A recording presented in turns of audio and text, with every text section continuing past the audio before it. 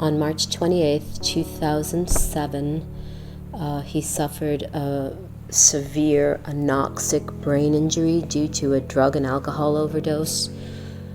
He was a second semester sophomore at University of Arizona.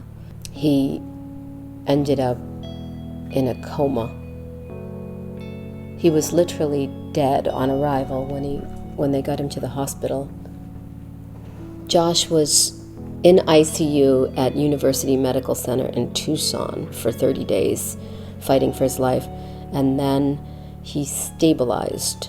I was lucky to find an incredible small facility called Care Meridian in Escondido that did an excellent job with Josh, and he slowly started to wake up. After 6 weeks at Sharp Rehab, I brought him home. He could barely walk. He was not steady on his feet. He still didn't have control of his bodily fluids, his bowels and all that. But brought him home, and I slept on an air mattress. I would always ask, if this was your child, what would you do? You get a lot of help from the social workers at the hospital and a lot of resources because it's a huge step when you leave the hospital. I just got through it. You just kind of step up to the occasion, I went to a therapist and, I was in therapy for about 2 years, and that was really helpful for me. It gave me, hope.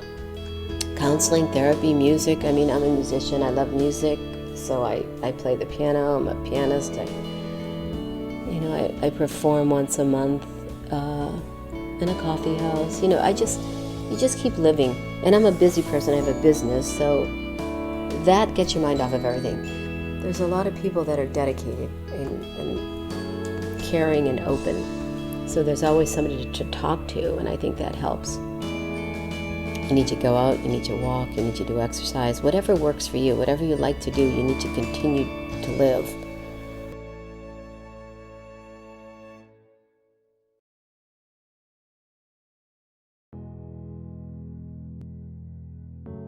The feelings are, they're terrible. When we got the call, we knew this was not good.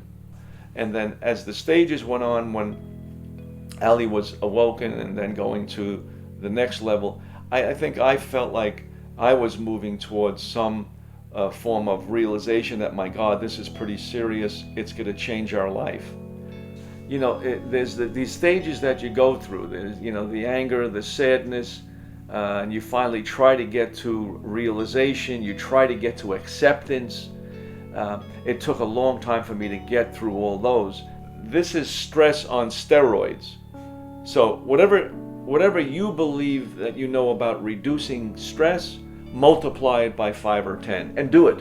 I started yoga because I know yoga is good for the system. I started to do the meditation. So I started almost immediately to take care of myself. Don't be afraid to use your friends and family as a resource. You're going to have an enormous amount of pressure. Take advantage when people say that. I knew I had to get to the stage where I could talk about it. If you can't talk about it, you can't let it out. And my wife has been an enormous help for me because she listens. She doesn't talk very much about it because she doesn't like to. It hurts her too much. But she listens to me. I'm pretty religious. I'm Catholic. My wife's Jewish. I would go and I would talk to them, and I did that all the time. I go to church and I say, "Hey, you got to help me out. I'm screwed up here. I need your help." And I was, I was really angry, cursing at everything. Why did you do this to me? Who do you think you are? I don't care anymore. I've been good. I've done this my life. I believe you. I worship you. I do it. And this is what you do to me? I walked out.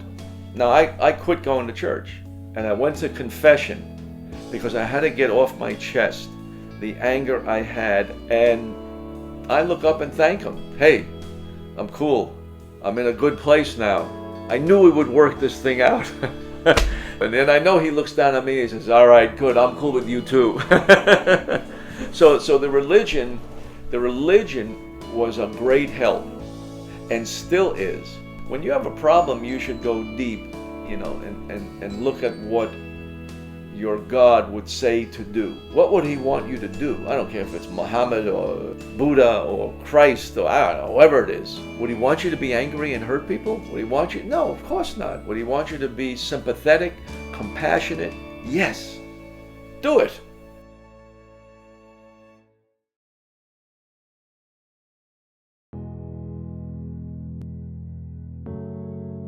He was a senior in high school, playing on the varsity football team. He was complaining a little bit about having a headache, and he came off the field and complained that he couldn't feel his leg, and he collapsed on the sideline. He was in a coma for 6 weeks, and then really they moved him from the ICU to rehab, which Scott was almost in rehab for almost a year. You see a lot of changes in brain injury.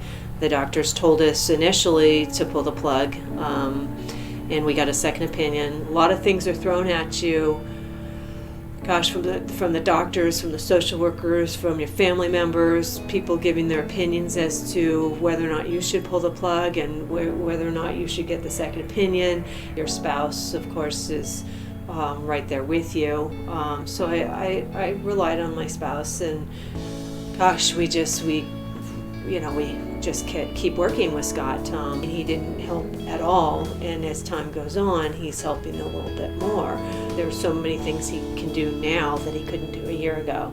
So that's what gives us the drive, is that we continue to see his progress. I find that if I can get away, even for one evening, one day, and just get away from all of it, it makes a difference. It refreshes me.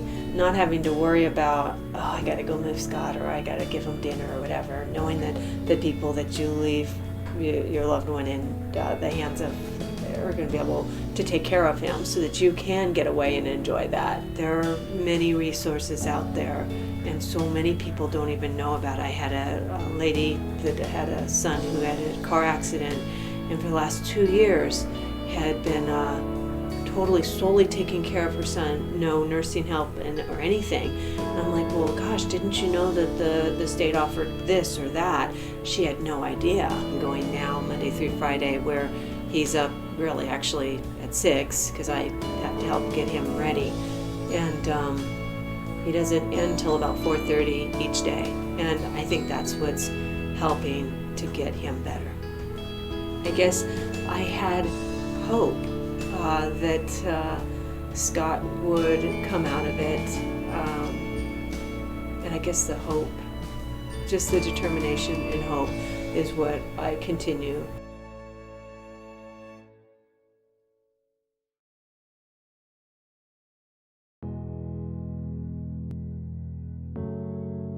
Kevin was born on July 16th, 1992.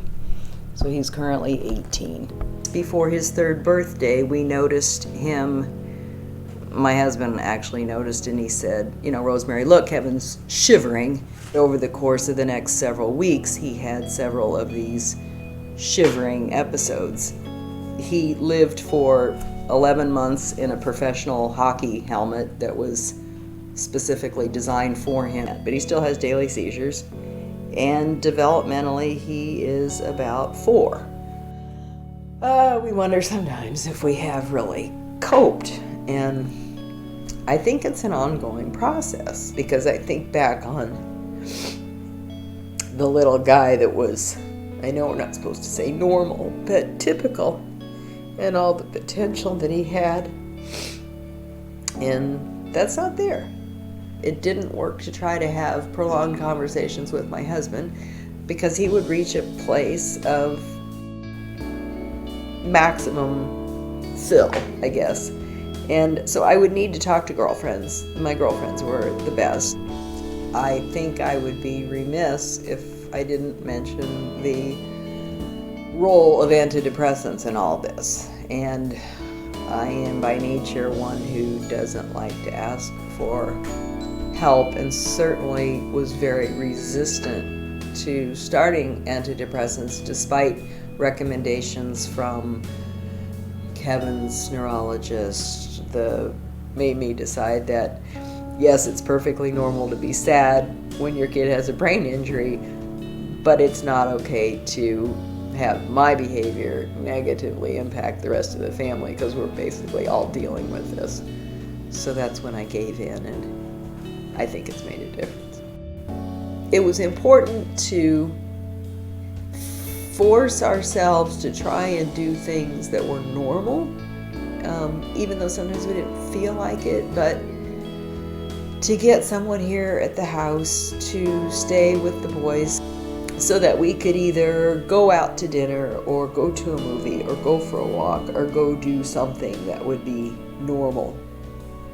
Exercise and prayer. I couldn't ask God to fix Kevin for some reason, because I thought that was asking too much, and rather my prayers changed to asking God to help me accept whatever it was that He designed to be the ultimate outcome.